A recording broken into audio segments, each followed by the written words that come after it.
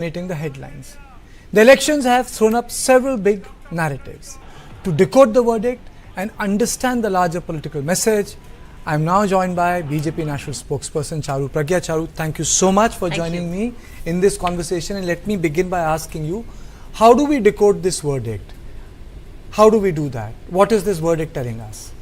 So I'm going to tell you what I feel about this entire election. One, I believe that the Indian electorate is now very clear. They know exactly what they want. They know who they are voting for. They know whom they need to vote out. And if you see this pattern, it's repeated across the 5 state elections that we saw the results for. In Assam, convincingly, they stand behind the Bharatiya Janata Party. There's absolutely no confusion. The mandate shows it. In West Bengal, again, the electorate is very clear. They want TMC out. They have voted in massive numbers for the Bharatiya Janata Party. We've created history. Our party is going to form the government for the first time ever in West Bengal. And the same pattern is repeated in Kerala and in Tamil Nadu. And I love that. I love the fact that the electorate in our country now has come into its own with so much clarity. The women voters outnumbering the men. There is no confusion. There is no hung assembly, no hung mandate, no confusion. And that, I think, is a huge win for democracy. We've been saying this again and again, but we need to repeat it. This is a democratic win, whichever state you look at. Another thing is that India has put an absolute full stop to dynastic politics, to the politics of entitlement, to the politics of intimidation even. We look at West Bengal, we look at Kerala, we look at Tamil Nadu. The expected result, generally people, whatever they were expecting the results to be in these 3 states, it's been entirely different. People also don't think it is necessary for them to talk about who they're going to be voting for before the final vote has been counted. Pragya, and that, don't you also think that it also marks some sort of a demise of older form of politics, in the sense a caste hierarchy, social hierarchies? People have voted for whoever they like. For example, look at Vijay. It's such a surprise. They have voted for Vijay. Look at the fact that BJP has been able to retain Assam. I mean, it has worked on a narrative which is larger than social, ethnic, tribal composition. Those are larger issues. For example, infiltration, or for example, the schemes which are benefiting people are cutting across the caste. And West Bengal, I mean, there is no caste combination which led to BJP's victory. No. Those were certain issues involved. Do you find this churn interesting? I think that is the churn we have been waiting for. When my party says Sabka Saath, Sabka Vikas, we have been working on it since 2012. In fact, I think we've been working on it even before we formed the government under the leadership of Modi ji in 2014. So that has to be what the focus is on. When you are in public life, you have to take care of people. You have to make sure their welfare is paramount. It's their progress that is paramount, and issues such as caste, issues such as the dynasty, and I'm using the word dynasty that you come from, issues such as dividing people further and further on the basis of the language they speak or the religion they follow. All of this has come to a stop now, and one thing is very clear.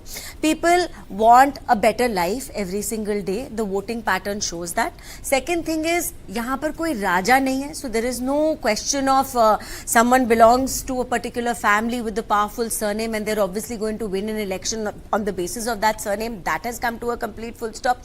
The third thing is, there are newer ways of campaigning now. If you look at Hemanta Dada's campaign in Assam this time, I thought it was the most heartwarming campaign I've ever seen. He was out there meeting people, no strict protocol as such. He would get down from his van, give someone a hug there, bless someone, put his hand on another person's head, take a gamcha, a can of Diet Coke. So this very, what shall I say, modern and approachable. Also dance a little bit? Absolutely. He's an absolute rock star, and that song has been trending in my head for so long now. I don't think I'm going to forget it anytime soon. So that approachability, that likability, I think is a huge reason why the leaders who have won, because you have to be one with the people. You cannot be on a high horse, not understanding the plight of your electorate, not understanding what people want. Because see, in the last 2 days I have seen celebrations across the country, but I'm going to focus on West Bengal here. In West Bengal, bridges are being decorated with the Sanatan flag, the Bhagwa Jhanda, everywhere that Bhagwa Jhanda is out today. And people are just so happy to be chanting Jai Shri Ram like it is something that had been suppressed inside them for so long. There is where I question the last government, and I want to ask, what did you miss? Did you not have your ear to the ground? Did you not understand the pulse of the people? How can you not know what your people want, or what is it that you need to do to make sure you remain dear to them? And I'm not even getting down to discussing the violence yet. There are a couple of things. Okay, let's focus on West Bengal. There are a couple of things. Yeah. Is it correct just to locate the vote which BJP has received only on the cultural issues? I mean, so wouldn't that be a little bit of underservice? Because people could have been very tired because of corruption. Maybe it could have been law and order issue. Yeah. Maybe there could have been delivery mechanism. People respond to different things. But bigger issue is, which I see apart from this, is that we are also started to borrow American vocabulary, where if someone loses a state, says it's a stolen election. I'm sorry to say it's very Trumpian, but it worries me because one thing which India can take immense pride is that unlike Pakistan, Afghanistan, or what we see in Myanmar, or what we see in many other post-colonial societies, barring 2 years, India never underwent any sort of dictatorship. No, we had peaceful transfer of power. But once you say elections are stolen, stolen mandate, then you are creating some sort of a recipe for future violence because you do not trust the process itself. That really worries me. You're absolutely right to question that. In fact, I have been asking, why are you only saying this for West Bengal? Why not talk about Tamil Nadu and Kerala, where the same election commission was conducting the election? So Congress does not want to complain about Kerala. Even TMC doesn't want to complain about DMK losing in Tamil Nadu. You only want to complain about West Bengal because it doesn't suit you. And I say this with responsibility. Mamata Banerjee lost Nandigram even 5 years ago. So 5 years ago, her people didn't stand by her. She was ousted out. Of course, she contested a by-poll and she was back to becoming chief minister. But this was retribution for that. This was absolute retribution. Losing Bhawanipur is not the first time that she has lost a sitting seat. And this time another chief minister lost his sitting seat. MK Stalin also lost his seat. He didn't say the election was stolen. And if you look at sheer numbers, hard data, after the SIR process, out of the 20 constituencies with maximum deletions, 14 of them BJP lost.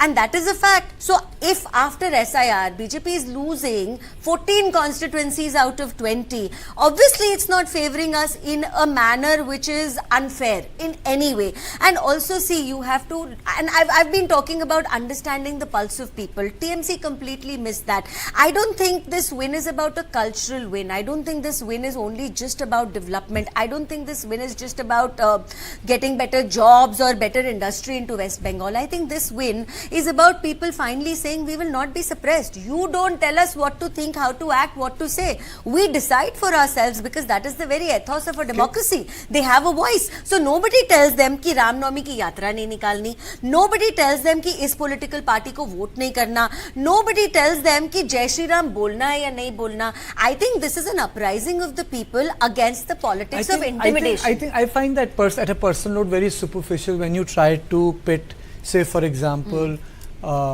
the narrative, the Lord Ram versus say Ma Kali. I find that superficial because anyone who is a devout, who believes in it, it doesn't work like that. It just because divinity within Hinduism is an interrelated concept. It can be both. It can be Dvait and Advait. It can be both. Diverse and unitary at the same time. But let me just, Charu, draw your attention to a different subject here. Tamil Nadu and Kerala. Why do you think that the growth of BJP in both states is not happening and results are not up to mark? Numbers in Tamil Nadu have gone down in terms of vote share. What's your assessment? I mean to say your big picture.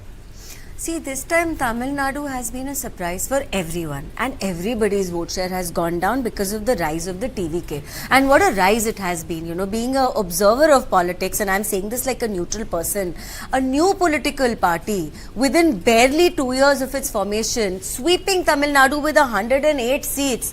I think it is unprecedented, and they deserve our best wishes and congratulations, and we can only hope and pray that they work for the welfare of the people.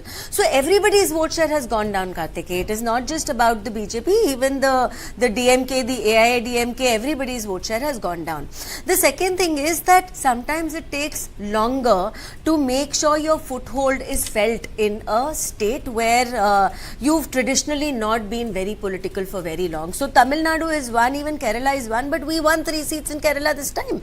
And that for us is actually a better foothold than we had last time. It is one step up, and slowly and steadily this is going to increase. You look at the pattern in West Bengal also. We've gone from 3 to 77 to today having 207. Right? So it takes time. We are not the ones who are going to step back and say, we'll take a break now, or we're going to take this easy. Absolutely not. Let it take 5 more years, but let people understand what is it that we are eventually working towards. What is it that we want to bring to the people? Were you surprised? Were you surprised by the sort of vote which Vijay got? Because I personally feel it's sort of it's sort of a Gen Z vote he has been able to tap in. You know, I may fall short of those complex political words, but a very young crowd has voted for huge Vijay. Numbers. Yes, absolutely. But you know, it's fascinating to watch, and it tells us one more thing. The kind of politics that Tamil Nadu was embroiled in, one time here, one time there, you know, that walling,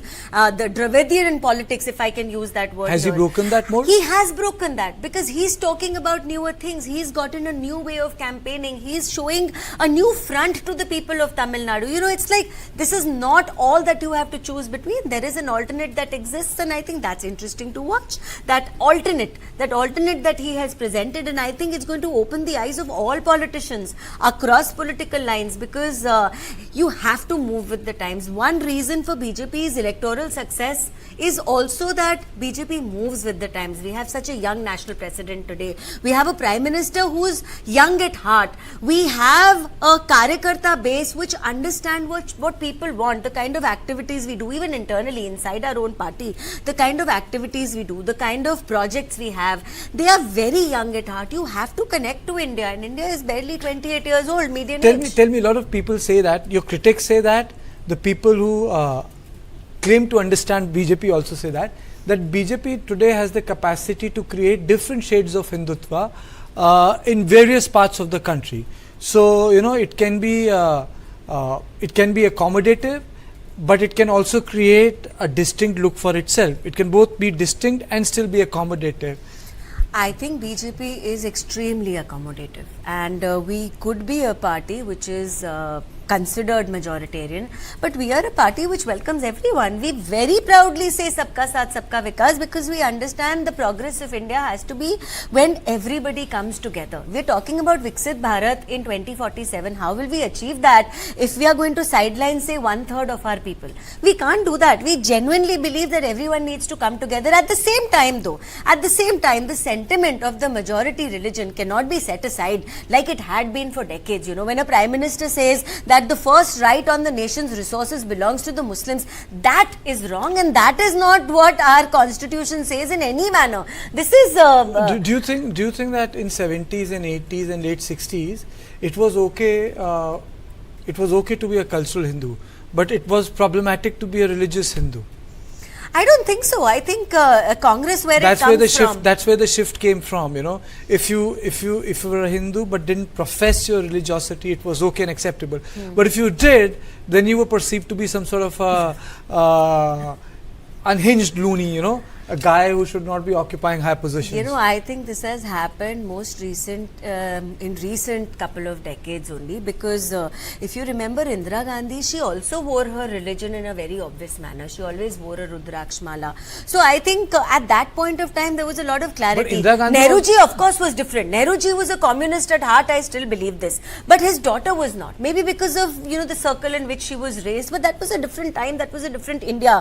And then she grew up into a person who was completely controlled by her son. So there were weaknesses even there. I think today the difference is that India is not ruled by one political dynasty. That makes a lot of difference, because the person who's sitting in a position of power is thinking for India as a whole, is not thinking what's going to happen to my son after me, or is my party going to accept my child as their ultimate leader after my demise. So that conversation, I think, is now permanently out. I don't think the people of India are going to accept a political party which pushes that anymore. See, if you look at Congress, one of the main reasons for them to perform badly is not because all their leaders are bad, but the sensible ones are sidelined in the Congress itself. So if there is a sensible person with a sensible point of view, who's listening to them? Nobody in their party, that's for sure.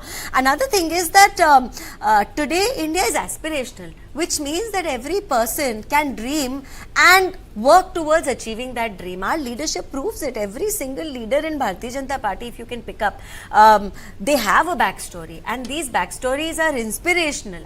But that backstory sometimes also accommodates sons of leaders, like Nitish Babu's son has been sworn in today. I agree, and I had a feeling that you're going to come to that. See, the rule doesn't say that you can't be in politics because your parent was a politician, but the rule definitely says that you're not going to automatically get your parents' chair just by being virtue of being born in that family. That can't be the case. No, it has to be complemented by meritocracy, and everybody is welcome. We are saying every youngster with this desire to do better for society in their heart is welcome into politics. We need better people in politics, but does that mean he's going to become the next national president? Absolutely not. Prove your mettle.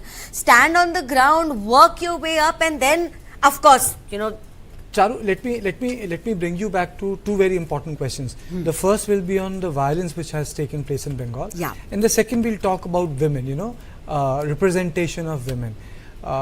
This killing has shocked everyone. Yeah. That has taken place. Prime Minister specifically said that badla nahi, badlav chahiye. What is happening? Do you think that this is transitional, or do you think that that the entire goon element, which got absorbed into TMC, which is an open fact, when TMC came, the entire apparatus of the left was absorbed by the newly formed TMC. It's the same apparatus which is kicking into action.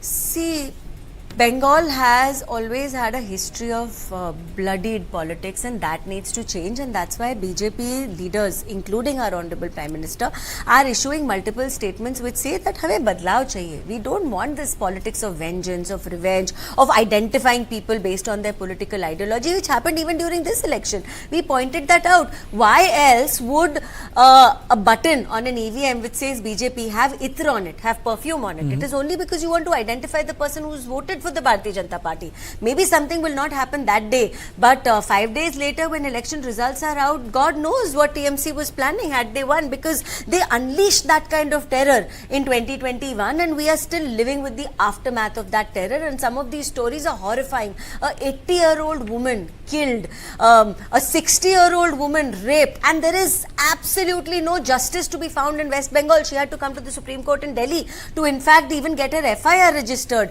From children to old women, and the number of young men, young people they've lost their lives only because they followed a different political ideology. It's heartbreaking even today. So that needs to stop. But there is a lot of people today who are also impersonating a BJP karyakarta to maybe bring a bad name to BJP. Our party's state unit has put out a statement to that effect. We've also said that you can't declare yourself a BJP karyakarta. BJP has to accept you formally. There is a process to it. Only after that you become a BJP karyakarta. And I think this Bhawanipur loss has pinched TMC to such a point that one, Mamata Banerjee is behaving like a stubborn child, she's saying that to get out. I am not going to resign. Stolen. And she's refusing to resign. I really don't know who her advisors are or what sort of a mindset she's got after being a chief minister for 15 long years. After 15 years, if you've not even learned that, madam, you're no longer a chief minister, you're only a caretaker. Even if you had won the election, you would have had to do your swearing in all over again, which basically means you're not a chief minister today. So this zid, there is no other word for it. It's that of a child. I'll throw the bat away, I'll hide the ball, but I'm not going to let anyone else play because I'm not batting. Okay. It's that kind of a mentality. And then that is passed down to her people. So that is why the death of Chandranath ji yesterday, He was a young, promising leader doing his job. He was shot point blank at close range. I think the it was investigations murder. Yes. are very clear that it was premeditated. Absolutely, it was, because these people rode in. He was shot at, 3 bullets hit him. He died on the spot pretty much, and he was not the only one. Even after that, violence has continued in West Bengal. Rohit Roy of Basirhat, he was also shot at, and these incidents are breaking out all over, and this is when the central forces are still there. This is when the central forces are still there. So imagine what it would have been, what it could have been had this number of forces not been there on ground. And this is why we say this change was essential. Now imagine if a powerful political worker is treated like that, if an MP's car can be attacked, if Swendu Adhikari's closest person can be shot at point blank range, what hope do the average citizens have? No, they never did. And that is why this regime change is so important. See, this is not BJP's win only. This is the win of the people of West Bengal, and you see it in their eyes, in their faces, Charu, in their celebrations. You know, now BJP, in a way, as Prime Minister said, from Ganga to Ganga Sagar. But even then, your party was not able to clear the women reservation bill. Because it was linked with delimitation. Yeah. Do you think that something should be done, that it gets delinked from all other controversial issues, and women reservation bill should become a reality with what the government has envisaged with that extended number? I think what the government proposed this time was a win-win. No one was losing anything. Nobody was losing anything. Everybody had something to gain. The women were getting one thing. The line that Congress is trying to draw to weaponize the electorate, and this started around Telangana elections. In Telangana, a lot of statements were made which were derogatory, which was as bad as comparing the DNA of a North Indian to a South Indian. Even in Tamil Nadu, things were said about Biharis, you know, pani puri bechne aate hain, ya toilet cleaners hain. This is the kind of language, the derogatory language that was used.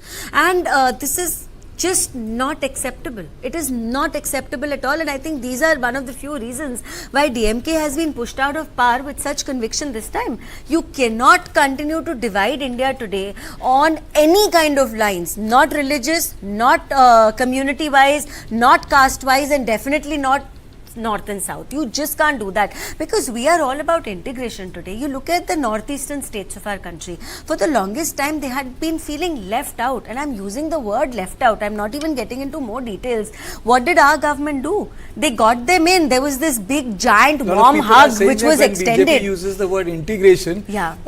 Integration would lead to absence of any opposition. No, I mean, see, it's not our job to make the opposition better.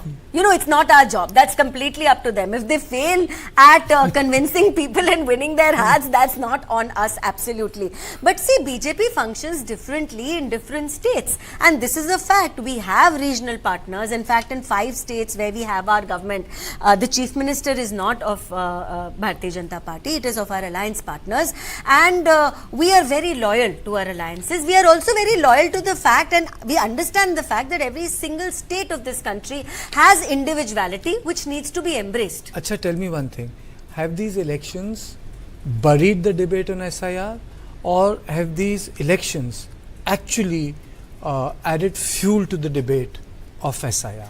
Only Mamata Banerjee is concerned about SIR, and Rahul Gandhi is chiming in because he frankly has nothing else to say. Even in these elections, he landed 9 days before voting. I mean, what is he going to do in 9 days before voting? Is that what a serious politician does? Do you turn up just 9 days before voting and say, "मैं आ गया हूँ प्रचार करने"? That's helicopter netagiri, right? That's what Congress did. Last time they talked about vote chori. How much time did Amit Shah spend in West Bengal? He spent sufficient time. He also was stationed there. 15 days or 16 days? 15 days, continuously. I believe 15 days, but I think that's something fantastic, because you have to take elections seriously, and West Bengal for us is a civilizational and he's a sitting win. home minister. It's a civilizational win, and it is important for India's internal security that West Bengal is secured. The kind of trouble we've been seeing from West Bengal has been unprecedented, and that needs to be put a full stop to. But coming back to the discussion on SIR, I think nobody else wants to talk about it apart from one, Mamata Banerjee and Rahul Gandhi, because he needs to echo someone. He's the same Rahul Gandhi who 5-6 days before voting was saying that because TMC has done so badly, BJP is going to win West Bengal. It is his statement. He has said that TMC has given West Bengal to BJP. Then he turns around But and says, "Arey, arey, chori ho gayi." I think this entire But look at the South. No, DMK is not complaining. This The entire, left is not I think complaining. This entire SIR verdict was is, carried out this there entire also. verdict is also very diverse. I mean to say, you have a Ranga-led coalition in Puducherry, Hemanta Biswa Sarma, and then this entire thing that has happened in West Bengal is purely because the way the credit really goes to. Obviously, it goes to people, but also goes to Amit Shah. The sort of investment he has done. All our leadership, Amit Shah ji, Suvendu Adhikari ji, And our look at other Vijay, leaders, Vijay failed, Bhupendra ji. and Vijay failed everyone there. And look at the mandate which UDF has got. You know, people can say anything. Today, after 1977, for the first time, there's not a single state where left No is left not in government power. in our country. So the verdict in itself is historic. Yeah. And as you know, I'll close this conversation on the line you took. Everyone has got a majority. I know Vijay has a little bit of number problem, but he has the mandate. And what makes this entire gamut different is everyone got a mandate from people. And I think mandate is very, very important, because a mandate is important, and to respect the mandate is even more important. Thank you, Charu. Thank you very much. For joining It's a win me. of the people. Whichever state you look at, people know who they want and they choose their leadership. I think the ultimate victor in this entire gamut should be democracy and the democratic process, because if the democracy and the democratic process sustain itself, I think that's the heartbeat of the Indian Republic. That's my opinion, and I thank Charu Pragya for joining me. Thank you very much.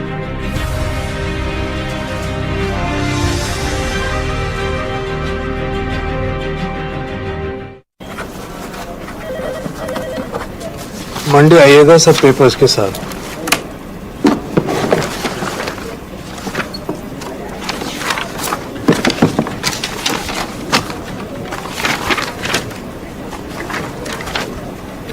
सारे papers हैं sir.